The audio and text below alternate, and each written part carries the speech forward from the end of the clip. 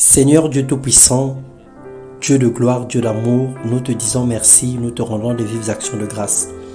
Merci pour ton amour et ta fidélité, tu renouvelles tes bontés dans nos vies chaque jour. Nous voulons te glorifier pour ton pardon, nous voulons te glorifier pour ta grâce manifestée en notre faveur. Que tout l'honneur, la magnificence te reviennent ce matin dans le nom puissant de Jésus-Christ. Bonjour mon frère, bonjour ma sœur, que le Seigneur te bénisse, qu'il renouvelle en toi l'intelligence ce matin, qu'il t'accorde sa paix, qu'il t'accorde sa grâce et qu'il se souvienne de toi pour tous les sacrifices que tu fais à cause de son nom, pour ton entendement spirituel, pour ton attachement à lui, pour ta dévotion, pour tout ce que tu accomplis comme œuvre pour la gloire de Dieu. Ce matin, nous allons partager la parole de Dieu. Le thème de notre méditation, c'est le parcours, une existence marquée positivement. Nous lisons la parole de Dieu dans le deuxième livre des Chroniques, le chapitre 3, les versets 2 au verset 3, la Bible déclare « C'est vous qui êtes notre lettre écrite dans nos cœurs.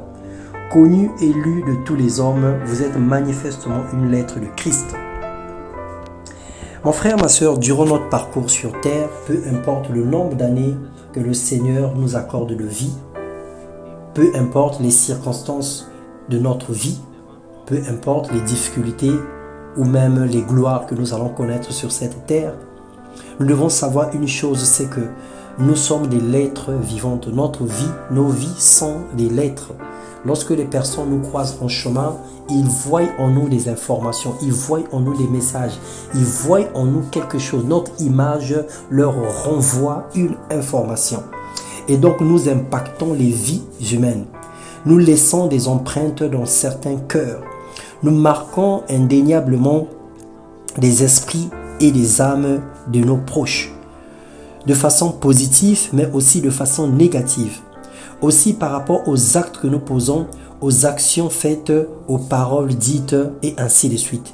Dans Genèse 1, le verset 14 à 15, la Bible déclare, Dieu dit qu'il y ait des luminaires dans l'étendue du ciel pour séparer le jour avec la nuit, que ça soit des signes pour marquer les époques, les jours et les années, et qu'ils servent de luminaires dans l'étendue du ciel pour éclairer la terre, et cela fut ainsi.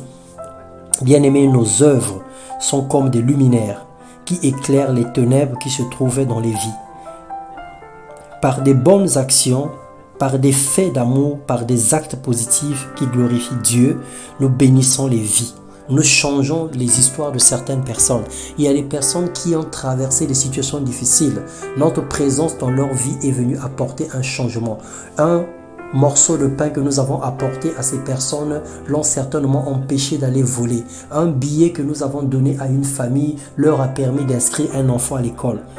Une action qu'on avait posée a sauvé une personne qui voulait se suicider. Nous avons marqué des vies.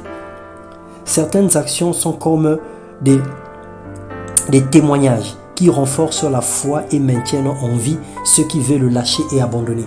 Il y a des personnes, lorsque nous sommes arrivés dans leur vie, nous leur avons raconté, témoigné de notre vie et ces personnes étaient sur le point d'abandonner. Ils se sont rendus compte que non, ils ne sont pas les seuls dans cette situation et ils ont continué à marcher.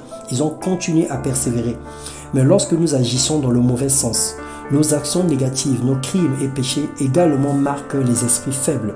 Ceux qui lisent dans nos vies retiennent la peur, le manque d'amour, l'égoïsme, les calomnies, les médisances, éprouvent l'effroi et le dégoût de connaître Dieu. Parce qu'ils disent que mais celui-là il est chrétien, les actes qu'il est en train de poser, le comportement qu'il est en train de manifester, alors j'ai peur de devenir comme lui. La Bible déclare dans Ésaïe 8, le verset 18, « Voici, moi et les enfants que l'Éternel m'a donnés, nous sommes des signes et des présages en Israël, de la part de l'Éternel des armées qui habite sur la montagne de Sion. » Dieu nous appelle à être des signes et des présages. Dieu nous appelle à marquer des vies. Dieu nous appelle à marquer notre environnement. Dans tout milieu où nous allons nous trouver, notre présence doit marquer. Nous devons laisser une histoire. Nous devons laisser de l'impact. Nous devons laisser des marques indélébiles. On doit parler de nous de façon positive.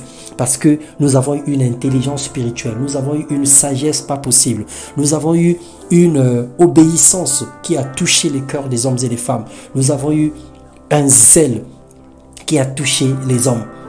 Marchons dans la droiture bien-aimée et dans la justice pour impacter positivement ceux qui nous suivent, ceux qui nous lisent, ou ceux qui nous voient, ou encore ceux qui comptent sur nous comme des modèles. Marquons positivement des vies pour manifester la gloire de Dieu sur la terre, afin que plusieurs personnes, lorsque ces personnes vont arriver au carrefour des situations, qui puissent s'inspirer de nous.